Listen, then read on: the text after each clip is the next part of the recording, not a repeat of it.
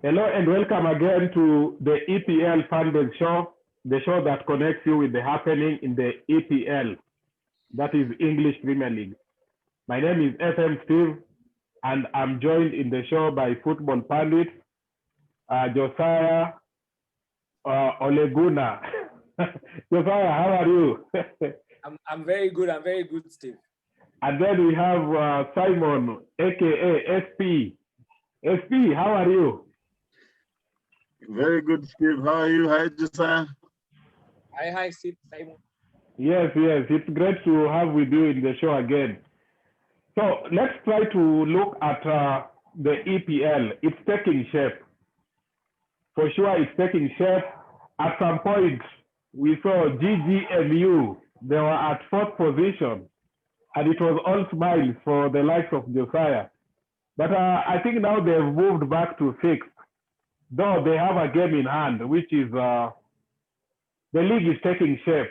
In short, in summary, we can say the league is now taking shape. The top six have shown It is. they are determined. And of course, one of the top six is now fighting to be in the bottom six. That's a subject for another day. Let's go straight to the matches, match day 12. We are going to start with the Leeds and Westham match. SP, what's your prediction on this match and what should people expect? Steve, this is going to be a bit of a difficult game to predict because both teams have been doing well this season, and both teams are coming off a 3-1 loss. Never a good thing to come back from. I however expect that the home team Leeds will at least do something. Unfortunately, there are still no fans in the Leeds Stadium. It would have been very good or glorious to see those Leeds fans come back to the stadium to cheer on their team. However, with Leeds not being in Tier 2, they're still without fans. So I expect a difficult game. But I see a slight edge on Leeds, so I'll give it. I think it will be high scoring, and I'll give it maybe 4-3 to Leeds. 4-3 to Leeds. Josiah, what's your take on this match? Just to reiterate SP's point, I think it will be a difficult match. But before that, you mentioned something very important, that the league is taking shape. I think it is. Even for Arsenal, it's taking shape. Everyone is where they are supposed to be. With that said, I think it will be a very difficult match. Leeds versus Westham, having watched both, especially this weekend, I saw Leeds. I expected them to win against Chelsea, which they didn't. A bit disappointing. But I also watched West Ham, and I know that they can switch off at some point, meaning I would go with a high-scoring match. But again, they'll be a bit conservative because they don't want to go down fast. So I will just edge it a little bit to Leeds. I'll say a 2-1 win for Leeds. Okay, from my end, what I look at, having watched Leeds playing Arsenal, of course, it's hard to gauge your performance versus Arsenal at the moment. But I saw Leeds were impressive. They were impressive. They were playing well. And if you look at West Ham, in as much as they lost to United, I was impressed by their play. In fact, they missed several scoring chances. At some point, before United started scoring, commentators were even saying it could have been 4 by now. So it tells you the way West Ham can play good football. For me, I'm looking at it. It's going to be high scoring. I'll agree with you. But my prediction is 2-2. This game will end in a 2-2 draw. Both teams to score twice. Let's go to Wolverhampton versus Aston Villa. These two teams, when they meet, they'll all be saying that at least we conquered Arsenal. Eh? So another interesting fixture here. So SP, what's your take on this fixture? Wolverhampton versus Aston Villa. Another tough game. I don't know how many tough games we will say we'll have this weekend, but it seems like all matches nowadays are tough. Aston Villa have not played this weekend, mainly because of the COVID situation at Newcastle. So they'll be well rested. However, I feel they will have lost a bit of momentum. And Wolves are coming off a bad result against the champions. So yeah, I expect Wolves to do well. I expect Wolves to go back to their ultra defensive self, and so I expect a low scoring game here. I know Grealish has been on form for Aston Villa, but I expect Villa to just edge this to Wolves. Sorry, to edge this 2-1. Wolves to edge 2-1. Josiah, what do you think of this fixture? Before I say it's a tough match, I think you will hear me say I think all fixtures this game week are going to be tough because I checked through them before. It's a tough fixture, hard to predict. I honestly think that Wolves are going to win this game for reasons that SP has already mentioned, of course. But my prediction would be a 1-0 win for Wolves. I don't think they will go all out. I don't think Aston Villa will be able to break those guys down. I think they will learn from the mistakes, the very stupid mistakes they made against Liverpool. I just felt that was not like Wolves. I think they will learn. They will not be that naive to do what they did, especially Connor Cody. He's one of the defenders I respect a lot. I was really disappointed as that first goal just killed everything. So for me, I think they will improve defensively. Though I can tell that they have a problem with scoring, but there's this what's his name, the big guy. His name Traore. Yes, Traore. I think he's due a goal or an assist, and this will be the game. So I'll stick with my 1-0 win for Wolves. 1-0 win for Wolves. Okay, on my end, I also feel it's going to be an interesting game. Both teams have, they've been a bit inconsistent, particularly Aston Villa. Jack Grealish still shows some signs of a quality player, and I'm sure he's going to move to one of the big clubs very soon. But I still feel Wolves will win it. So my prediction is 2-1 for Wolverhampton. Let's look at another match. I think their uniform kind of resembles Newcastle and West Brom. I'll start with SP. Newcastle and West Brom, I think, again, in line with the games of the weekend, tough to predict. Newcastle, again, coming out of this kind of 2-week break, enforced COVID break. I think this will depend a lot on who's available on the Newcastle side. I think one of the most creative players, St. Maxima, was out with COVID. And if St. Maxima is back, I think this is another game that West Brom will struggle. With the way Callum Wilson has been playing, I can see goals in this game. I can see West Brom shutting shop. I also can't see Newcastle keeping a clean sheet. So I'm going again for a high-scoring game, but Newcastle to edge it 3-1 to Newcastle. 3-1 to Newcastle. Josiah, what do you think of this fixture? I think it will be a very boring match.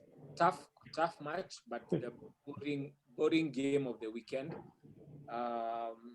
Newcastle, we know, had that break because of COVID.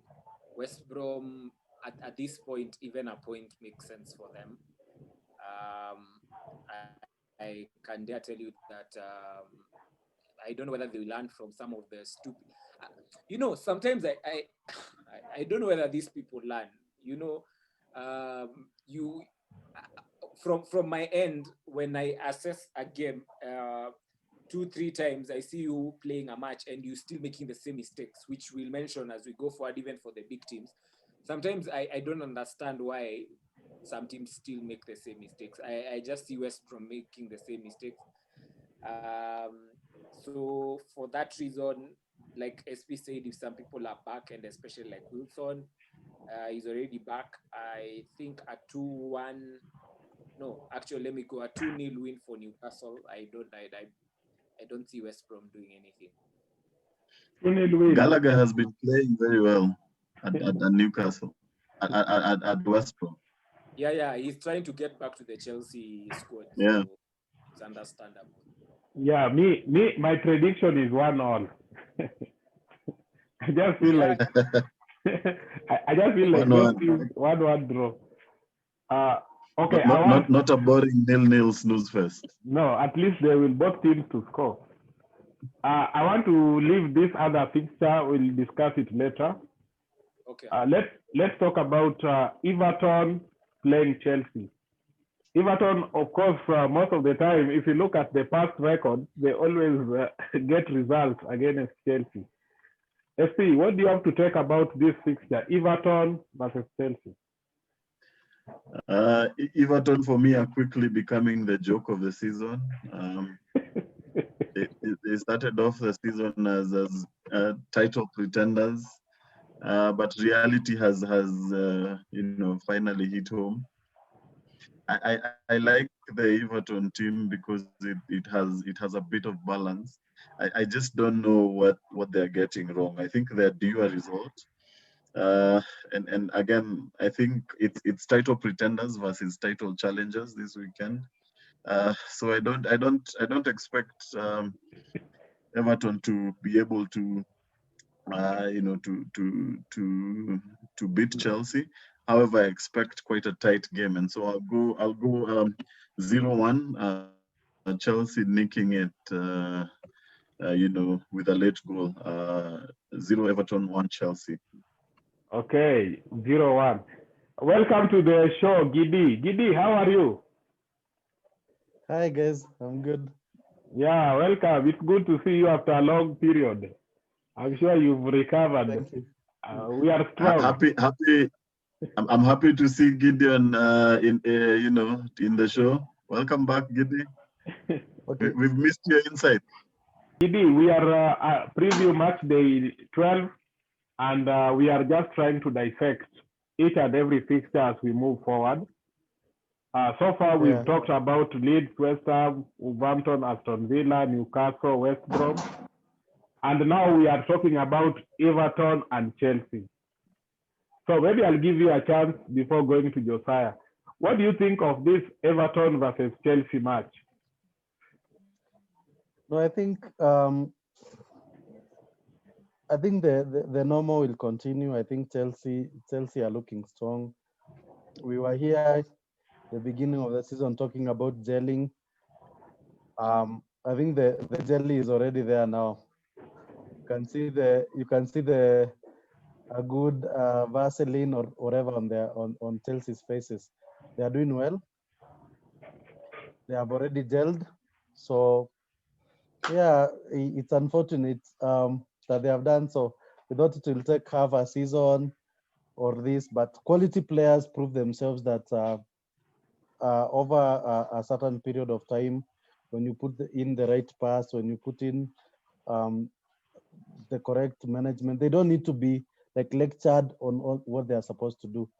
But this season just proves what quality about the squad is all about. Everton were being pushed by Ancelotti. They're not good enough because when, of course, like Richarlison was out, you could see them struggling. There was a period when James Rodriguez was not there, they were struggling.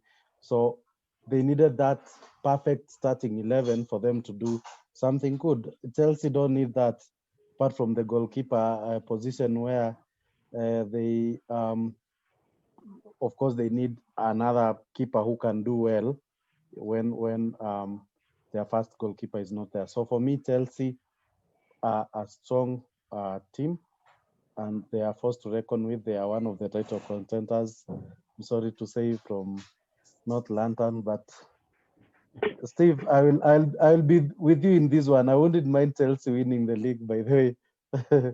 Yeah. Okay, okay. What's your score prediction? Prediction.